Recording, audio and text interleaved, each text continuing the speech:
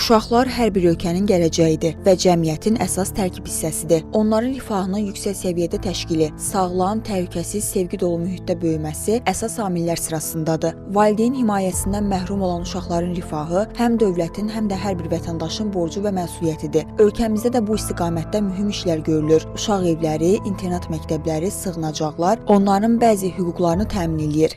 Uşaqlar üçün müəssisələrdə yaşayan, həm də tərbiyə alan valideyn himayəsindən məhrum olmuş uşaqlar tam dövlət təminatındadılar və Azərbaycan Respublikasının qanunvericiliyində nəzərdə tutulmuş bütün güzəşt və imtiyazlarla təmin edilirlər. Bu böyük məsuliyyəti üzərinə götürən müəssisələrdən biri də Əmək və Əhalinin Sosial Müdafiəsi Nazirliyinin tabeliyində Sosial Xidmətlər Agentliyinin bir saylı uşaq evi sosial xidmət müəssisəsidir. Müəssisədə 98 uşaq yaşayır. Uşaqların 44-ü qız, 54-ü isə oğlandır. Onlar üçün rahat və təhlükəsiz mühit yaradılıb və gündəlik tələbatları yüksək səviyyədə təmin olunub. Uşaqların təhsil və təlim-tərbiyəsi ilə məşğul olmaq müəssisənin qarşısında duran əsas vəzifələrdəndir. Səhər qəbulundan sonra uşaqlar məktəbə hazırlanır. Daha sonra isə təhsil müəssisələrinə göndərilirlər. Burada həmçinin onların dərslərinə nəzarət edilir. Əgər ehtiyac yaranarsa, əlavə məşğələlər keçirilir.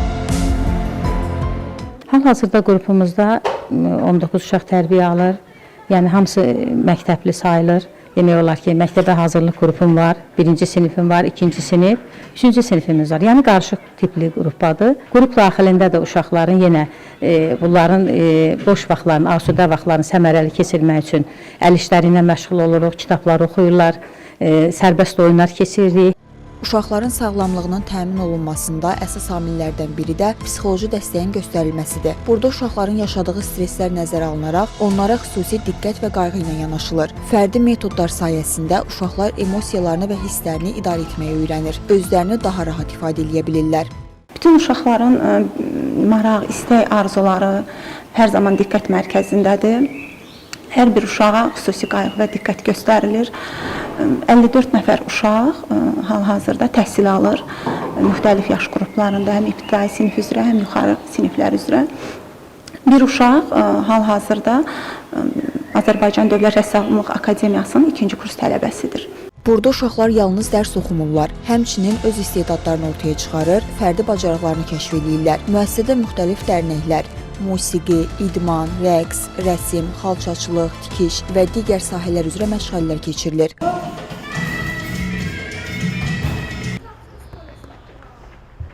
Məsələn, olduğumuz bu otaq rəngarəng, bir-birindən maraqlı əl işləri ilə doludur. Kağızdan, parçadan, plastilindən, hətta günəbaxan tumlarından hazırlanan sulu boya, guaş, rəngli və qara qələmlə çəkilən rəsmlər göz oxşuyur. Hələ divarlara çəkilən o möhtəşəm şəkillər otağa bir başqa gözəllik qatır. Bununla bərabər balaca əlləri ilə iplərə ilmə vuranları, parça üzərində sözün əsl mənasında sənət əsəri ərsəyə gətirənləri demirəm. Neçə yaşın var sənin? Mənim 10. Məktəbə gedirsən də? Bəli. Neçənci sinifə? 4. Necə oxuyursan dərslərini? Yaxşı. Burada gündəlik hansı işlərlə məşğul olursunuz? Burada boş vaxtlarımızda oyuncaq oynuruq, həyata çıxırıq, ortada qaldı voleybol oynuruq. Ədə neçə yaşın var? 12. Neçənci sinifə gedirsən? 5-də sinifimdə təhsil alıram. Necə oxuyursan dərslərini? Orta. Böyüyəndə nə olmaq istəyirsən? İnşallah 2 dənə arzum var, ya rəssam, ya da musiqiçi. Bəs rəsmlə neçə ildir məşğulsan? Demək olar ki, bura gələndən başlamışam, üzü 8 il olar. Bəs burada nə çəkirsən? Bizə deyə bilərsən, göstərə bilərsən, zəhmət olmasa? Burada çay çəkirəm, ən sevdiyim şəkildir, güllər, yarpaqlar. Təbiəti onu da çox sevirsən. Bəli. Elmira, neçənci sinifə gedirsən? 2. Neçə yaşın var? 7. Bəs sən nə olmaq istəyirsən böyüyəndə? Həkim. Həkim olmaq istəyirsən. Rəsmlə neçə ildir məşğulsan? 5 il.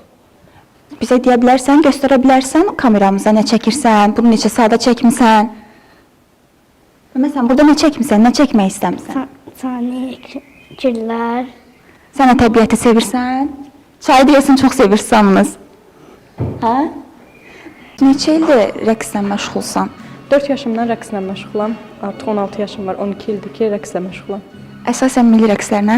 Bəli, milli rəqsləri sevirəm. Burada üstə vaxtlarında nə edirsən? Kitab oxuyuram, daha çox vaxtımı dərslərimə sərf eləyirəm. Jurnalistikaya hazırlaşıram, ona görə də daha çox çalışıram müsabiqələrə hazırlaşım, müsabiqələrdə iştirak eləyim. Yəqin ki 12 ildir rəqslə məşğulsan, həm jurnalist olmaq istəyirsən, bununla yanaşı yəqin ki rəqsi də atmazsan. Rəqs hobi kimi məndə formalaşıbdı. Təxminən neçə ildir məşğulsan? 5-6 il. Əsasən nə tikirsən, hansı üslubla tikirsən? Və ancaq belə tikişlər, muncuq tikişləri tikə bilirəm. Bu tikişi nə vaxt başlamısan işləməyə? Bu tikişi çoxdan. Təxmini nə qədər müddət olar? Yəqin ki sonlarındasan, nə qədərə başa çatdırarsan? Mən bir aydan da az qutararam.